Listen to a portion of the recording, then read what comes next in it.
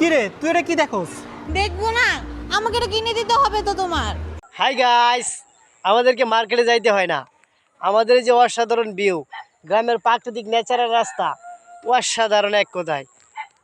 দেখেন কি সুন্দর রাস্তা, প্রাকৃতিক ন্যাচারাল, একদম বিউটিফুল, একদম মাটির রাস্তা। কি সুন্দর রাস্তা দেখছেন, অসাধারণ গাইস।